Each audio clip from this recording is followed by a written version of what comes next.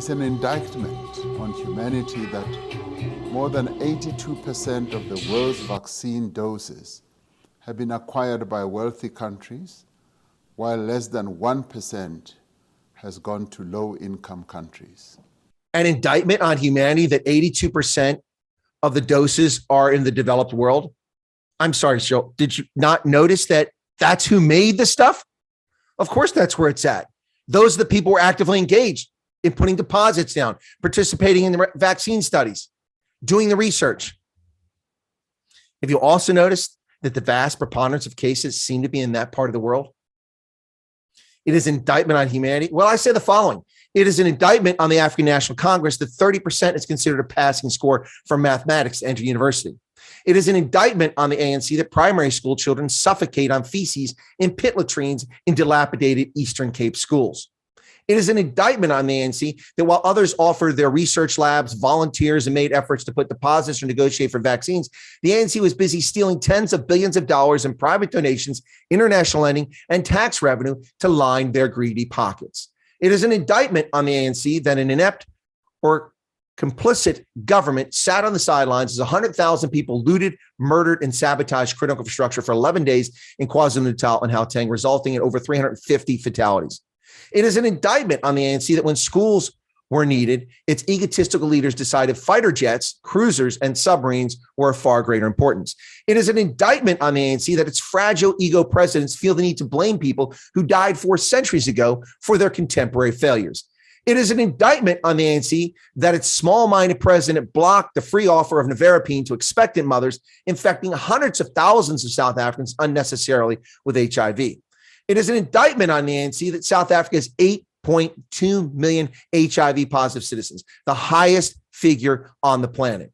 It is an indictment on the ANC that its privileged Black elite pals have accumulated over 1.15 trillion in wealth, even as unemployment and wealth disparity reach record levels under their incompetence, and the vast majority of Black South Africans live in squalor with abysmal education or public services in far worse conditions than they did under apartheid. It is an indictment on the ANC that its 21st century systemic racism has driven millions of South Africans, white, brown, and Black, to flee for foreign shores, the best and brightest adding to other nations' human capital at the expense of 59 million people trapped behind in the Southern African racial penal colony. It is an indictment on the ANC that the party engages in constant race hustling, race baiting, in outright legal discrimination, in total betrayal of the Freedom Charter and the liberation struggle. It is an indictment on the ANC that the best it can manage in its leadership ranks is a collection of incompetent, arrogant, egotistical, privileged race merchants whose only answer to the nation's woes is to blame minorities, apartheid, and Jan van Riebeck. The bottom line here with Cyril Ramaphosa and these other leaders from developing countries or low middle income countries around the world is this is a shakedown. It's a grift. It's a grift, an absolute grift. And on the basis of what? Hysteria over something that's dangerous, but has been used as a political tool to push people into serfdom and poverty and allow global elites to take totalitarian fascist control of governments around the world. Utter nonsense. All of this stuff. No one's preventing low or middle income countries from developing jabs. South Africa has an existing pharmaceutical industry, one which has now been given the intellectual property, despite the fact that Cyril Ramaphosa is basically lying to the world, claiming the intellectual property is not available. You have it. Aspen Pharmacare has been given the intellectual property. It has been given the equipment. Didn't even have to come up and procure the equipment to manufacture vaccines. And this grift has resulted in the United States and the European Union giving Aspen Pharmacare $711 million. No one's preventing one in Africa from developing. You've had the same amount of time as every other country around the world to develop. The Indians managed to secure a deal to make generic versions of this jab.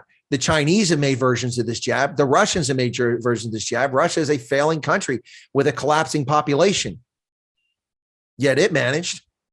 The UK has produced jabs, and the United States has produced most of the jabs. Stop the race hustling, stop the lies, and start representing the people that you're responsible for representing in a reasonable, respectful fashion.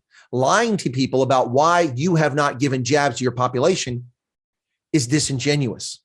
South Africa has not given jabs to its population because while others wisely planned for the future, many developing countries relied on the United Nations COVAX facility, which has proven to be ineffective and useless, despite the fact that the United States has gifted it $4 billion of aid.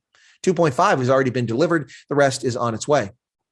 Despite that, COVAX has been an abject failure, delivering only tens of thousands, a few 100,000 doses around Africa in many cases.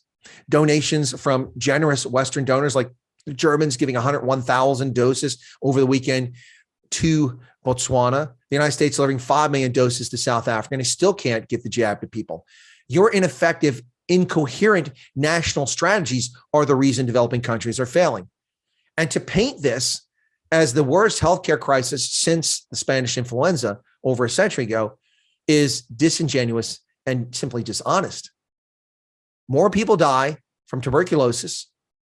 More people die from HIV-related diseases. More people die from high blood pressure, hypertension in South Africa each year than the total number of deaths attributed to this dangerous pathogen over the last 20 months. It doesn't diminish how dangerous it is and how serious the pandemic is, but it exposes the political lies that are going on here. Folks, if you're not a subscriber to Chris Wyatt Africa, why don't you take a moment, become one, smash that button right down there and become a subscriber. You get independent, objective analysis of events across Africa and from those who influence Africa, or in this case, the grifters at the United Nations General Assembly seeking to guilt those who poured their heart, their treasure into developing something, into feeling guilty over the fact that these people stood by and did nothing, didn't participate in any trials, didn't do anything effective. Yeah, that's the bottom line here, folks. Thanks for tuning in. Appreciate your support for the channel. God bless and be safe out there.